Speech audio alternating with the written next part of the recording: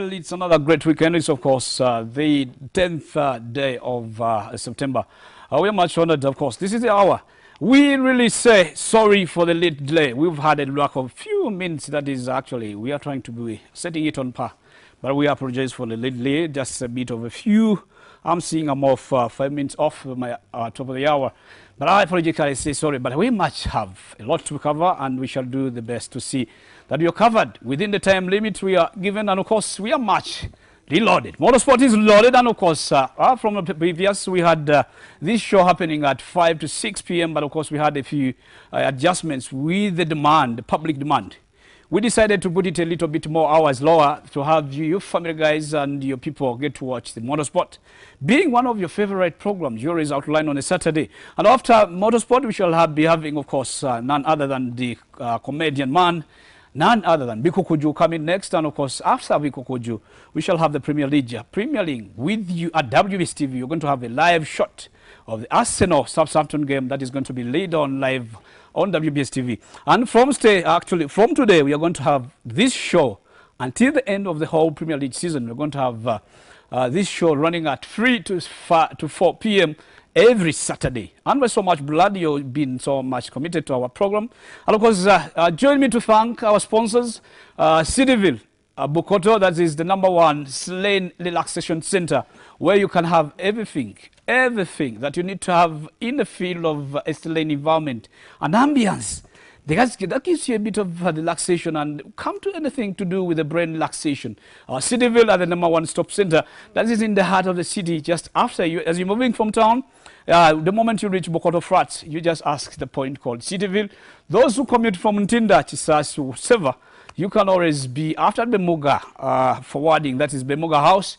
Next point is, of course, Cityville. Cityville are proud sponsors also of a rally crew of Council Geoffrey Samba and his co-driver Anthony Mugamba, who are reloaded, ready to rev up with the other top guns in the race coming in the V-Power Pearl of Africa Rally. Of course, we want to have a lot into the latest updates. You had the president previously tell us how much they're set.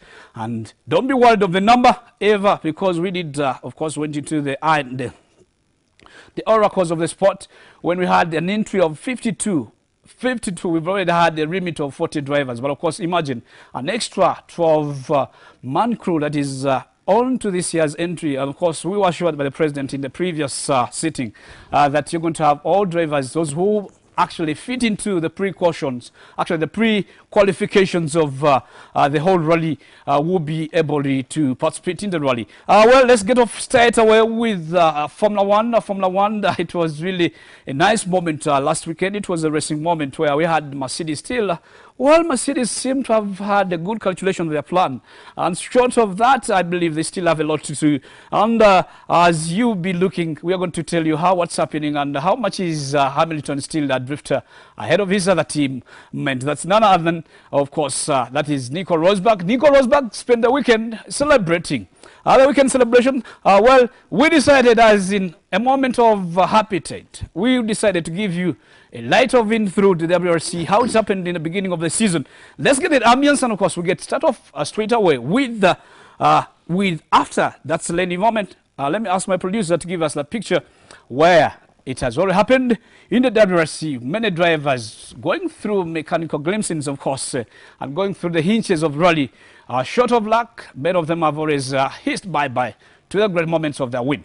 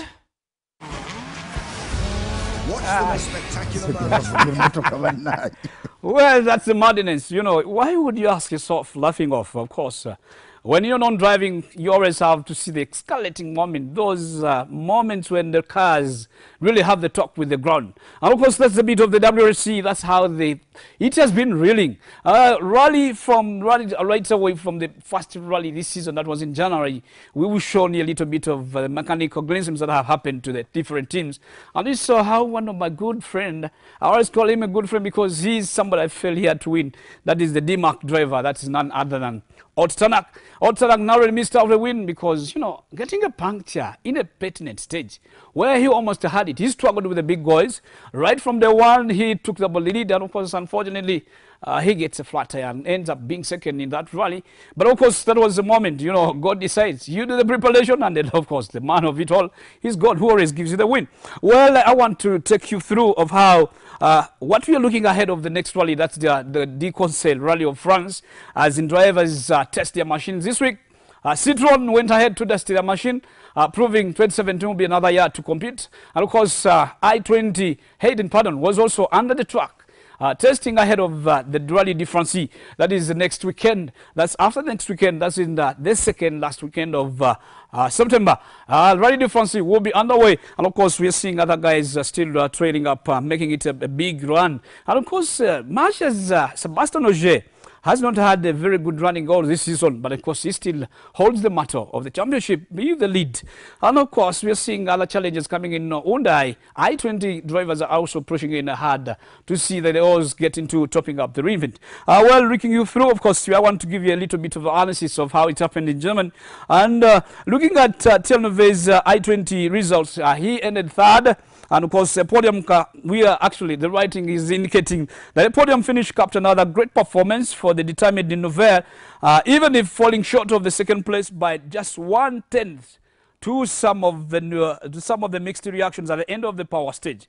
The Belgian, who was back at his motivated best, looked in a thrilling scrub at the top of the leaderboard, despite having had his share of the issues to overcome in the last day of the season. Actually, I beg your pardon, in the last day of the driving. That's in the Rally de Deutschland, Rally of Germany. And of course, it's much believed he's the throwers say, with the legs of broken power steering, bent wheels, and trip through the field with a high 5-stage wins and maximum bonus of the power speed powers. Well, gave him a look up, saying that it may be another day to look into. And of course, the Rally of France is at the door, waiting them to prove he's the man to beat. And of course, the day's winner, that was Bourget, the world champion. Events were really going according to the plan, but for Bourget, this was one he did. Pre-event, he explained how he aimed at to keep out of the troubleshooting of day one, but build an advantage on day two, and then made it manage into the final morning when he backed off a little bit much more to consolidate his lead. And of course, we are giving a little bit of the analytical lookout on each driver of how they featured in the top 10 run of the WRC event that was in Germany. And of course, Fiesta's Motorsport, who ended as in finishing the 6th overall. He is the Norwegian. He's spoken of being one of the favorites. Actually, the Norwegian is least favorite to service, and this rally may have not changed his opinion, looking on the positive side of it. And of course, he said he had a very reliable run.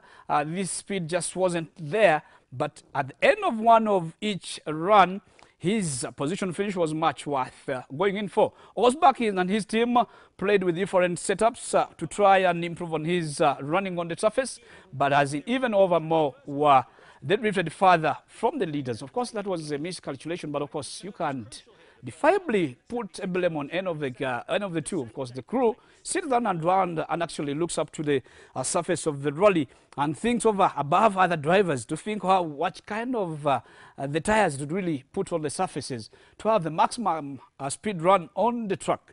Then the I-20 second driver, Hayden Pardon, that is he ended in the Rally of Germany. He ended 5th, and his own world Pardon opening the day was with the lively one, and of course the Kiwi ranked up spin and puncture at the opening 2 stages.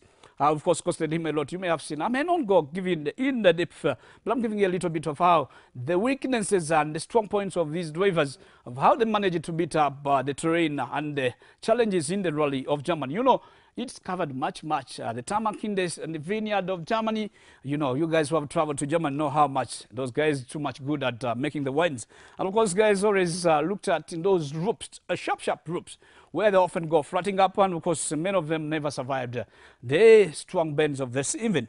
Well, I can go over above that. Of course, let me go straight away to Formula 1. Earlier last week, one of the outstanding drivers, that's Felipe Massa, announced his intentions of retiring from the sport, saying it's time he went off the race block and gets other youngsters shine up again. Let's get the interview of the gentleman. He gets that lighting through, and of course I'll give you a video through over the weekend event where the Mercedes-Benz driver Nico Rosberg repicked up his winning styles and of course beat off his teammate who is currently leading the Formula 1 board, Lewis Hamilton. And of course it was a crossover, microsecond lead over his teammate. Let's get the word from the person planning to retire, and of course we shall walk you through of what happened in the weekend Grand Prix.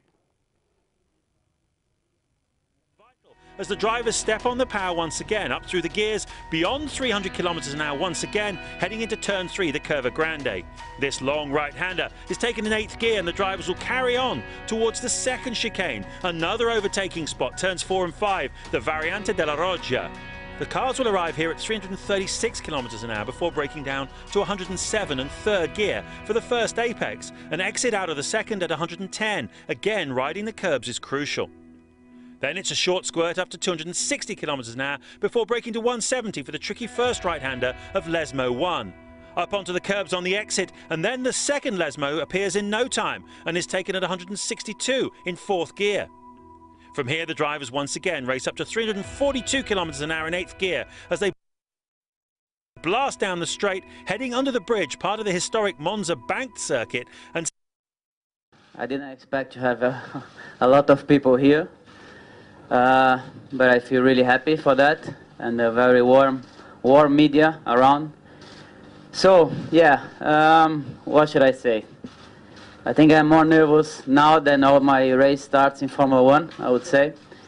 So after 27 years of my career, since I started in the go-kart, and I was 8 years old, 15 years in Formula 1, so this will be my last season in Formula 1, and yeah,